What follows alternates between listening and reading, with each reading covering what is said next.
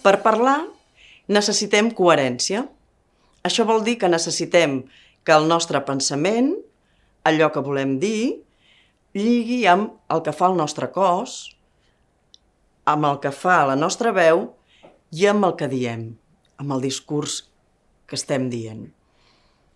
Per poder veure aquesta connexió que hi ha naturalment en el nostre organisme, ara farem un exercici on podrem comprovar la coherència orgànica que hi ha en nosaltres i, per tant, a partir d'aquí, treballar-la. És un exercici en què només has de pensar, només has d'imaginar, no has de fer res. Imagina ara que vas a la cuina de casa teva i agafes una llimona, la parteixes pel mig, agafes una de les meitats i te l'acostes a la boca i la comences a xarrupar. Comences a xarrupar, a prémer la llimona i xarrupar aquest suc de la llimona. Pots prémer fort, fins i tot obrir més la boca i abocar el suc de la llimona dins la boca, empassar aquest suc i xarrupes la llimona. Xarrupes bé tota la llimona.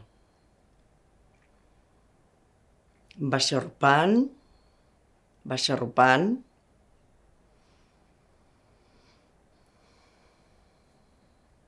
Fins aquí. Segurament has notat que et venia salivera. És a dir, no hi ha llimona i en canvi s'han activat les glàndules salivars. Aquesta és la coherència de l'organisme.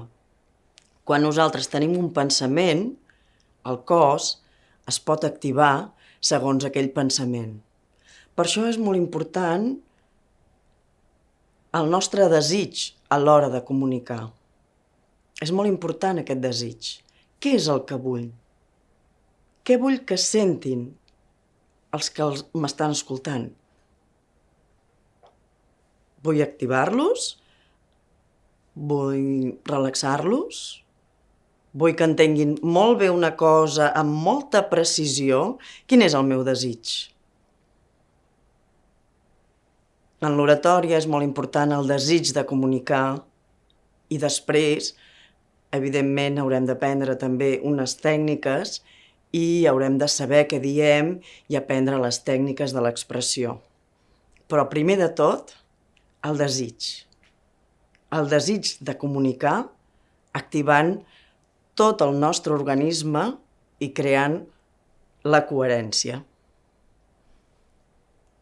Aquest exercici només cal que el facis una o dues vegades. És perquè tu creguis, sentis i confiïs en aquesta coherència natural de l'organisme i t'ocupis d'activar els desitjos de comunicar dins teu.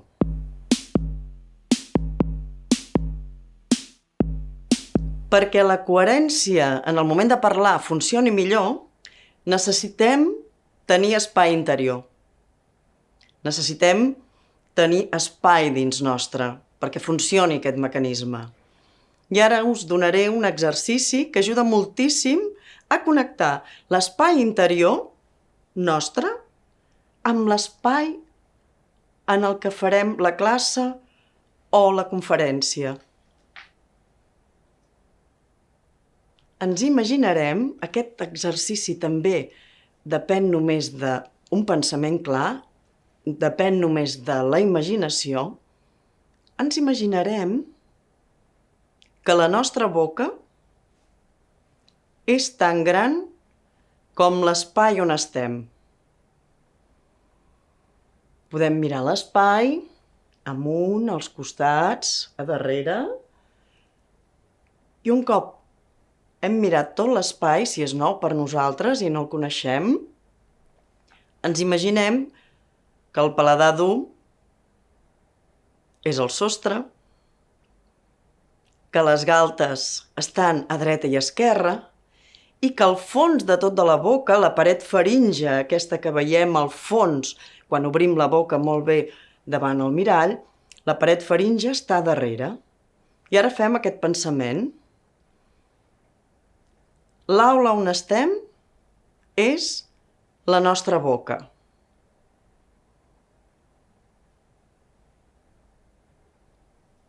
O bé, la nostra boca és com aquesta aula, com aquest espai, i ens donem uns segons perquè es produeixi l'efecte en l'organisme. La meva boca és com aquest espai.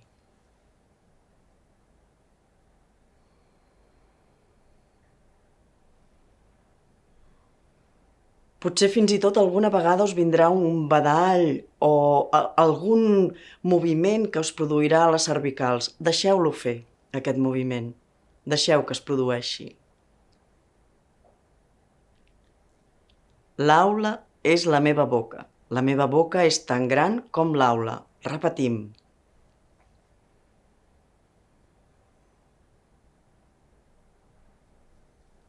Notareu que us dona espai arreu, no només a la boca, el moviment de la paret faringe, les galtes, el paladar tou, sinó que sentireu que s'obre una mica tot el cos. I això ens prepara per tenir més presència i perquè la coherència es pugui produir més fàcilment quan parlem.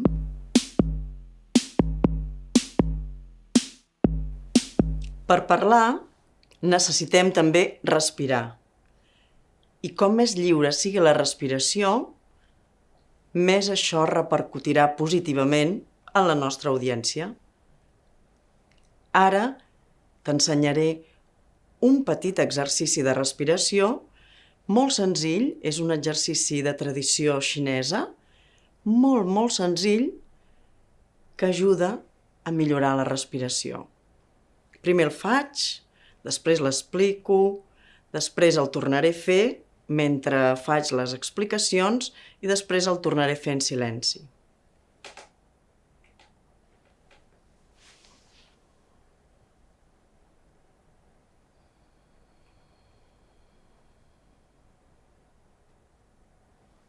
Tan senzill com això. Què estic fent? Mentre pujo els braços i els estiro perquè vagin lluny, sense esforç ni rigidesa, estic inspirant. I quan comencen a baixar, trec l'aire i el puc treure pel nas o per la boca. En canvi, la inspiració ha de ser realment pel nas i obrint els narius. Obrint els narius. I en silenci. Què passa si faig soroll inspirant? Hi ha molta tensió i la respiració és més alta. Què passa si obro els narius?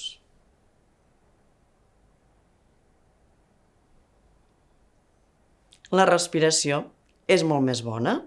Ara torno a fer l'exercici en silenci i ves seguint els passos que he anat anomenant.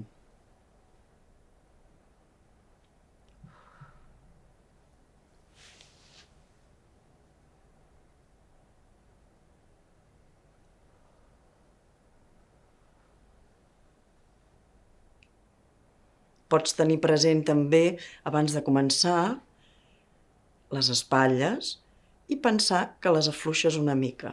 Afluixo les espatlles abans de començar l'exercici.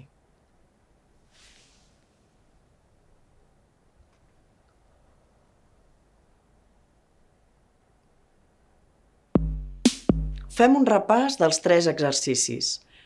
L'exercici 1, l'exercici de la llimona, és només perquè puguis creure en aquesta coherència que ja existeix en el nostre organisme i la posis en pràctica amb els teus desitjos de comunicar. En canvi, l'exercici 2, quan pensem que l'aula és la nostra boca, i l'exercici 3, que és aquest exercici de respiració xinès, practica'ls tant com vulguis i practica'ls especialment abans d'una classe, abans d'una conferència, mentre l'estàs preparant perquè s'activin unes memòries musculars dins teu de presència i de bona respiració i els pots practicar primer el 3 i després el 2 o primer el 2 i després el 3. Si practiques primer el 3, veuràs que el 2 encara et surt de manera més potent, més poderosa. Però cal també haver practicat el 2 tot sol perquè a vegades no podrem fer l'exercici 3 i va molt bé saber que amb la nostra imaginació podem aconseguir, abans de començar una conferència, una classe, una gran presència i un gran espai a la boca que ens farà parlar millor. Bones pràctiques i bona comunicació.